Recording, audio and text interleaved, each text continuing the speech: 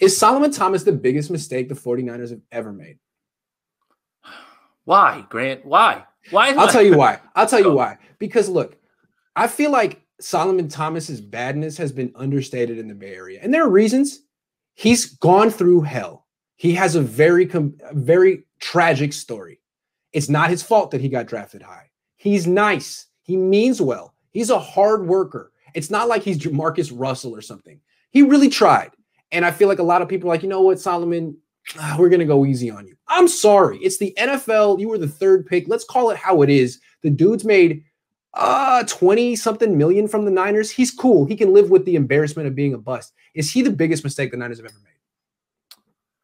I just want to make sure I say nice things about him because I'll disagree with you a little bit here. Like, I understand you saying about the number 3 pick. I just feel bad, that he's been held up to that. There was so many nasty things that were said on Twitter yesterday when he signed the deal. And it's just like, man, let it go. Let it go. But in terms of, was this the biggest whiff?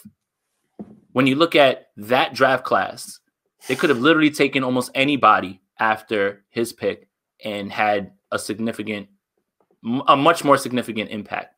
Mm-hmm. So is he the biggest whiff? I'd have to go back and look. He's one of the bigger whiffs. When you think about, everybody's bloodthirsty for Deshaun Watson, could have had him. Everybody's bloodthirsty. You like Patrick Mahomes? Could have had him. Derwin James, Jamal Adams, when this fan base was infatuated with him at a time before he became a 12. It's when you put the top 14 names in a hat and picked one out, you would have done better. The only one that would have been bad is if you would have drafted Leonard Fournette. That's the only one that would have been bad, honestly. But and then when you think about the Bears moving up, what you fleeced them for to move up, and then you take Solomon Thomas, and now we're at year 5, and he's put up the career that he has. It's a whiff. It is. It's a whiff, and it's like, Reuben Foster was a whiff, but not at 3. Kenjuan Balmer was a whiff, but it didn't cost you Patrick Mahomes. Alex Smith cost you Aaron Rodgers, but Alex Smith gave you a lot of wins. He produced in his own right.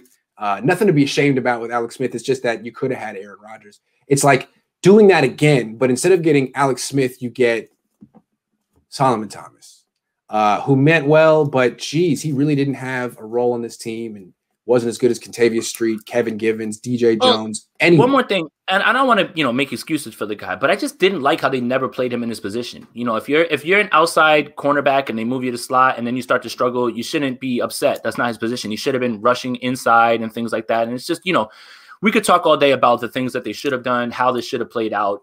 But I mean it's a whiff in terms of production.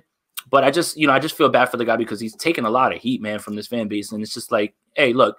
He didn't draft himself there. You're more mad at him than you are John Lynch and Kyle Shanahan. That doesn't make any sense to me at all. If you want to be mad at somebody, be mad at the guy that said we need to take him at 3. Be mad at the guy that said we're not going to go look at Deshaun Watson and Patrick Mahomes because we're going to sign Kirk Cousins. I'm not mad at him. I'm just not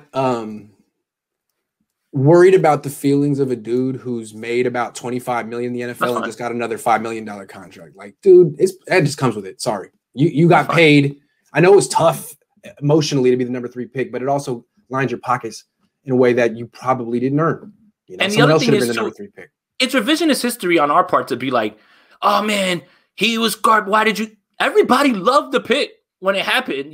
Everybody except for the people that wanted Deshaun Watson or a quarterback. I get that part, but everybody, the people on draft ESPN and all those guys when they all home run pick, and everybody was hyped for it, and I think that. Why do you think the Raiders signed him? Probably because they gave him a high draft grade. Yeah, because it's not like he showed anything the last 4 years. Remember, 1 year, $5 million. He's just not really worried about money, and it's you take chances on guys that popped in college, that's the reason Deion Jordan will continue to find a spot on teams. Correct. That's why Jordan Willis will find a spot on this team. You always take chances on measurables. Samson Ibukam. Same thing. You're taking a shot on measurables, and you're taking a shot on the fact that his snap count is going to increase, and his pressure rate should be at the same rate, which would be higher than a lot of other players. So you always got to bet on the measurables. So I see what the Raiders are doing, even if they have no offensive line, and it looks like they're just going to be playing with Derek Carr and Darren Waller on the line, and that's it at this point. Oh, and Richie Incognito, nicest guy in the NFL. Real quick before I let you go, what do you think of the Ebukam signing? We haven't talked about it real quick. Who's that? Oh, Ebukam? I'm not going to act like I immediately knew, what his skill set was. I remember vividly the Rams-Chiefs game where they scored 55 points on each other. He had a return touchdown. I know that a lot of the Rams fans and brass were high on him. When you start to dig into the numbers, 33% of snaps on defense, that doesn't sound good, right? And he's playing special teams. But when you dig into the pressure numbers on those 33% of snaps, if you extrapolate those snaps to, let's say, a 90% or maybe even a 75% snap count, you'll see an increase in pass rushing that is insane. The problem is this. D Ford was a situational guy, only on third down. I understand you want to fill that role. What he can do is similar to D Ford. I'm not going to sit here and tell you that he's going to be D Ford, but he also offers you a little bit more on coverage. So if you want to get sneaky, bring him on the line, show him as a blitz and have him drop back. That's something that D Ford could never do. And I think that's something that's also there. So I get the signing. Again, measurables. You're trying to duplicate what you did in 2019. He can do that. He's not going to do it at the rate that D Ford did, but he offers you a little bit more. I like the deal. I really do. I thought it was under the radar in the beginning. I was like, let's see. And then when I dug into his tape, started looking at his numbers and started looking at how the numbers would look if you added more snaps to him. I think it's a great pick. I really do. I think it's a great signing. I like him a lot. He's a good linebacker, and they're paying him to be a linebacker. And he does have a little upside as a pass rusher. When I was like, he's not a pass rusher. If you guys think he's going to be he's not one. And the more I watch is like, yeah, I mean, he's not sophisticated. He doesn't have like a bunch of moves, but he has great effort. He's super strong. He's fast, and he finishes the play. He can disengage. So I feel like, I mean, clearly the Rams didn't want him as one of their top 4 pass rushers, and you really wouldn't want him as one of your top 4 pass rushers. But if D Ford can't go and that's your 5th guy, he's a really good 5th guy. He'll give you effort. He might get you. He's kind of like Kerry Hyder in the way that he wins. You know, not right away, but if the play extends, he's relentless. The motor's there. The strength is there. He could be the guy that tracks down the quarterback. Plus, he's really good like spying quarterbacks. You look, the Rams always did good against Russell Wilson and Kyler Murray, keeping him in the pocket, not letting him scramble. That's something the Niners haven't been able to do. So I can see why they would look at him at that. Absolutely. So versatile. Absolutely. Yep. This is Samson, smarty pants. I'm so glad that they got Samson, and we can have a bunch of people who are our age making half-baked jokes and a bunch of baked jokes. Like, that's it. That's what. Look, I don't get it. I'm in it for the analyst stuff, but I'm also here for the memes, and I don't care. And if it's a movie clips, that especially one that I love, I'm gonna go crazy with it. Last question, then we're out. Lucky World says, if we draft a quarterback, get rid of Jimmy, use his cap hit to plug in holes and back up, do that set us up for success? If not this year, then 2022. Yeah, I think so. Just depends on getting that quarterback right.